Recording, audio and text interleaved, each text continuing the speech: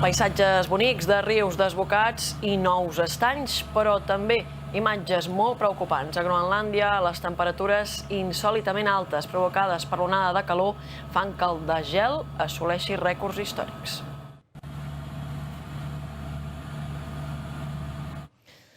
Bon dia. Aquesta setmana, en un sol dia, dijous 1 d'agost, es van fondre 11 bilions de tones de gel de la plataforma glaçada de Groenlàndia, l'equivalent a 4 milions de piscines olímpiques, una xifra mai comptabilitzada abans pels científics. Les temperatures han arribat a màxims històrics a tot el món, també a la zona àrtica, a països i regions riberenques com Groenlàndia, Alaska, el Canadà o Sibèria, llocs on els 0 graus són habituals. Han viscut per sobre dels 30.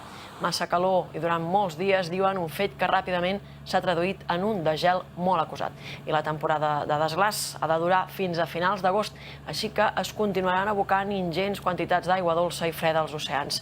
L'Organització Mundial de Meteorologia espera que el 2019 sigui un dels 5 anys més càlids mai registrats. L'advertència ja és reiterativa i aquest cop arriba des de l'ONU. Si no es prenen mesures urgents per frenar el canvi climàtic, els fenòmens meteorològics extrems deixaran de ser una anècdota.